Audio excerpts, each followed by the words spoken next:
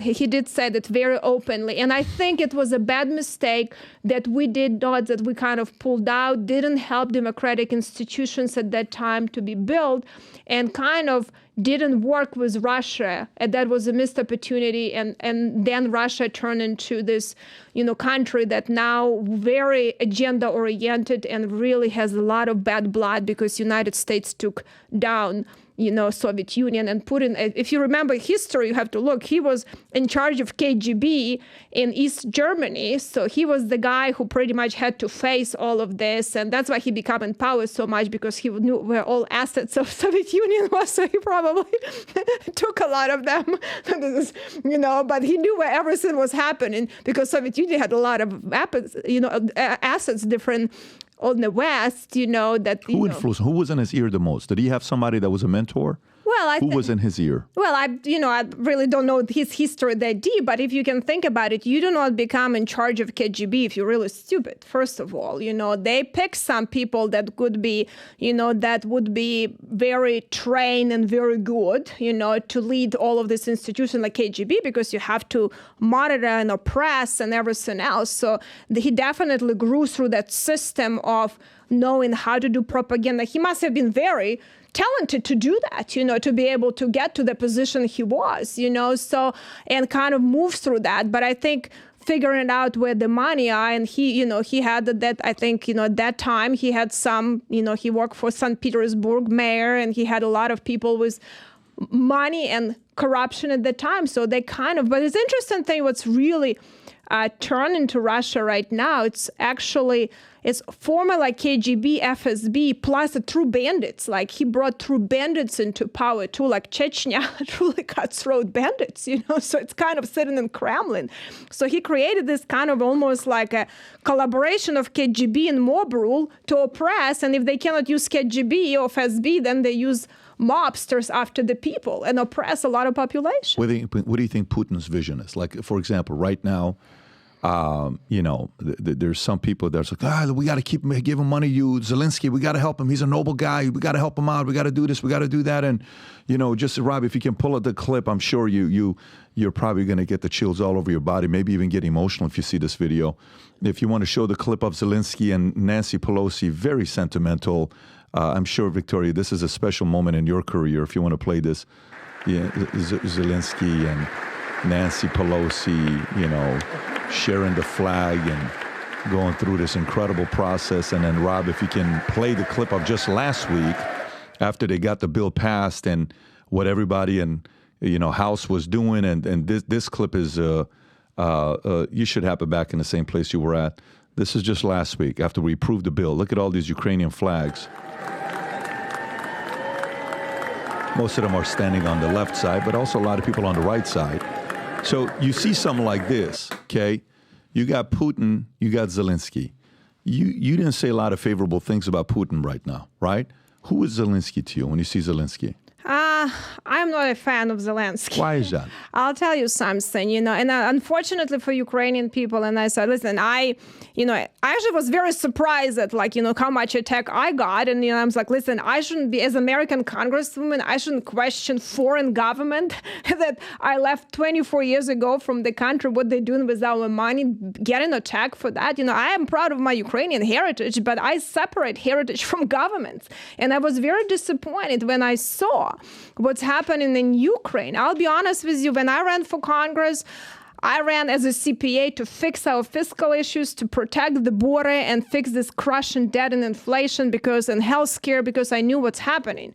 I did not even I knew how complicated Ukraine was, and I didn't want to even deal with that stuff. I'll be honest with you, I just felt like, OMG, big war is coming, and no one is doing anything. And it's going to be a big war that can turn the whole Europe. And I thought maybe, Biden does a lot of talk and see what he's doing. And I was very surprised when I went to Ukraine to see that neither Biden nor Zelensky did nothing before war started.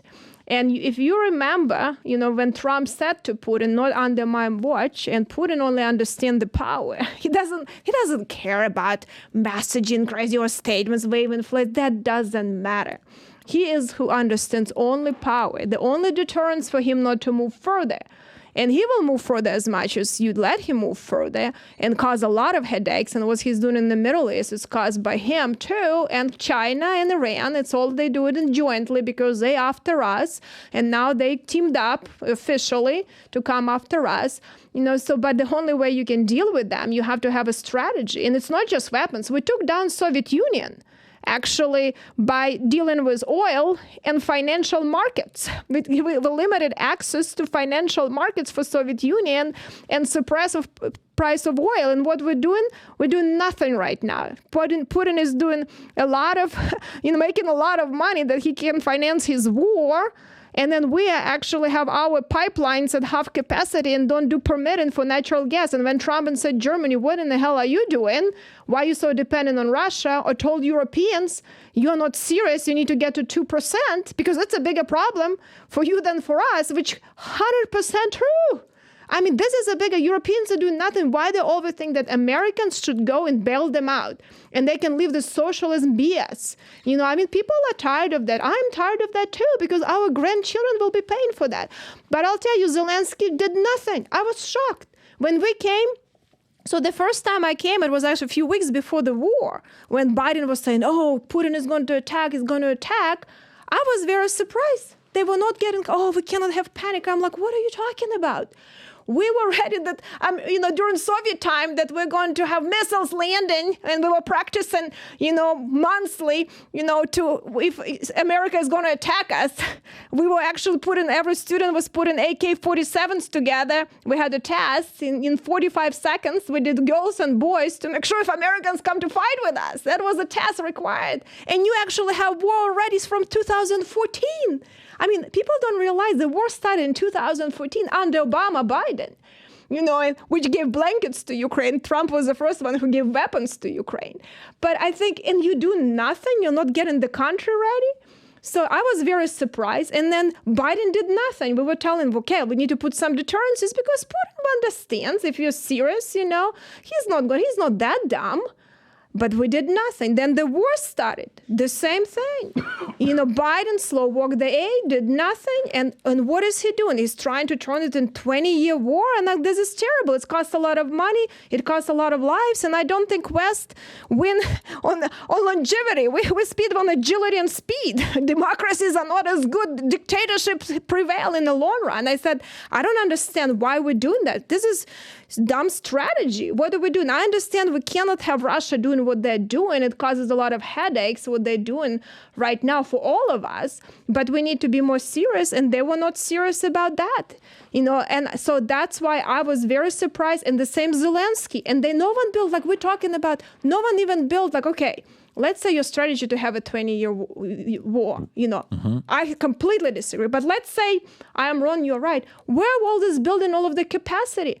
Putin is doing production in his country. He figured out how to do. Ukraine is doing nothing, and Biden is doing nothing. So you pushes this war in a long-term war, but you didn't even build capacity. So what is your real strategy? That is puzzling me. What is he really doing, and where the money going? I had an NDA amendment. I said, I want to know which countries and which companies receive all the cash. We pass it through the House. They took it out in the Senate. They never report to Congress. They don't report to American people what's happening. And I think that's a problem. So I feel bad for the Ukrainian people. I understand what it is, but we cannot have the slush funds. And I think that just, I object to that. And I think Zelensky's been very weak leader.